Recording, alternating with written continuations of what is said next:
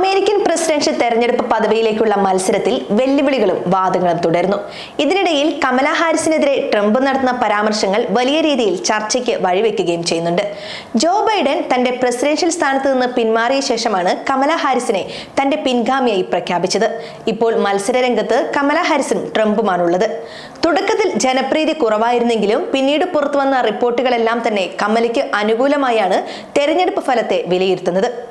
American president തെരഞ്ഞെടുപ്പ് സർവേകളിൽ കുതിച്ച് democratic സ്ഥാനാർത്ഥിയും vice പ്രസിഡന്റുമായ കമലാ ഹാരിസിന്റെ തേരോട്ടം തുടരുകയാണ്.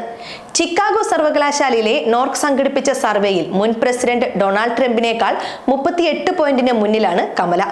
ഏഷ്യൻ അമേരിക്കൻ വോട്ടർമാരിൽ 66% കമലാ ഹാരിസിന് വോട്ട് ചെയ്യുമെന്നാണ് നിലവിലെ കണക്കുകൾ സൂചിപ്പിക്കുന്നത്. അതേസമയം ട്രംപിന് 28% വോട്ട് ഉറപ്പാക്കാൻ സാധിച്ചിരിക്കുന്നത്.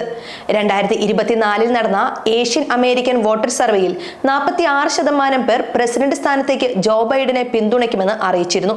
31% ട്രംപിന് പിന്തുണ അറിയിച്ചപ്പോൾ വോട്ട് ആർക്ക് ചെയ്യണമെന്ന് തീരുമാനിച്ചിട്ടില്ലെന്നായിരുന്നു 23% നിലപാട്.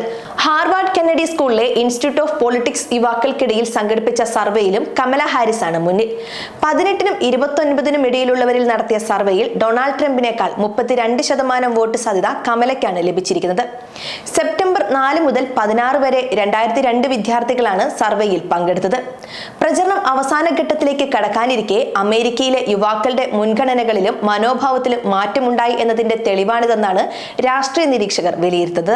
ജോ ബൈഡൻ മത്സര രംഗത്തുണ്ടായിരുന്ന ജൂലൈ ആദ്യ ആഴ്ചയിലെ ന്യൂയോർക്ക് ടൈംസിന്റെ CNA സർവേയിൽ 8% പോയിന്റുകൾക്ക് ട്രംപ് ആയിരുന്നു മുന്നിൽ. കമലയുടെ രംഗപ്രവേശത്തോടെ പുതിയ സർവേകളിലെല്ലാം കമലയാണ് ലീഡ് നിലനിർത്തുന്നത്. പ്രസിഡന്റ് തെരഞ്ഞെടുപ്പിന് മുന്നോടിയായി നടന്ന സംവാദത്തിൽ കമലാ ഹാരിസ് മികച്ച പ്രകടനം കാഴ്ചവെച്ചിരുന്നു. ഇതാണ് കമലയ്ക്ക് ജനപിന്തുണയേറാൻ കാരണമായി വിലയിരുത്തപ്പെടുന്നത്. വൈസ് പ്രസിഡന്റും ഡെമോക്രാറ്റിക് സ്ഥാനാർത്ഥിയുമായ കമലാ ഹാരിസിന് തെരഞ്ഞെടുപ്പിന് മുന്നോടിയായി വീണ്ടും സംവാദം നടത്താൻ ഇനിയും താല്പര്യമുണ്ടെന്ന് അറിയിക്കുകയും ചെയ്തു. റിപ്പബ്ലിക്കൻ സ്ഥാനാർത്ഥിയും US മുൻ പ്രസിഡന്റുമായ ഡൊണാൾഡ് ട്രംപിനാണെങ്കിൽ ഇനി സംവാദം വേണ്ടെന്ന നിലപാടാണ് സ്വീകരിച്ചിരിക്കുന്നത്. അമേരിക്കൻ തെരഞ്ഞെടുപ്പ് ചരിത്രത്തിൽ തന്നെ ഒരുപാട് പ്രത്യേകതയുള്ള സ്ഥാനാർത്ഥിയാണ് കമല. കറുത്ത വർഗക്കാരിയായ വനിതാ സ്ഥാനാർത്ഥി എന്നാണ് അതിൽ ഏറ്റവും സവിശേഷതയുള്ളത്. കമലാ ഹാരിസൺ സാമൂഹിക സാംസ്കാരിക മേഖലയിൽ എപ്പോഴും സജീവമായ ഇടപെടൽ നടത്തുന്ന വനിതയാണ്. അതുകൊണ്ട് തന്നെ അവർക്ക് മുൻതൂക്കം കൂടുതലാണ്. ഇതിനോടകം തന്നെ നിരവധി കൺവെൻഷനുകളിൽ അവർ പങ്കെടുക്കുകയും ചെയ്തു. പല സ്ത്രീകളുടെ സംഘടനകളിലും കമല അംഗമാണ്. അതുകൊണ്ട് തന്നെ ആ വിഭാഗത്തിൽ നിന്നുള്ള വോട്ടുകൾ അവരുടെ കയ്യിൽ സുരക്ഷിതമായുണ്ട്. ഡൊണാൾഡ് ട്രംപിനെതിരെ കമല ജയിക്കുകയാണെങ്കിൽ ഡെമോക്രാറ്റിക് പാർട്ടി പുതുചരിത്രം കൂടിയാകും സൃഷ്ടിക്കുക.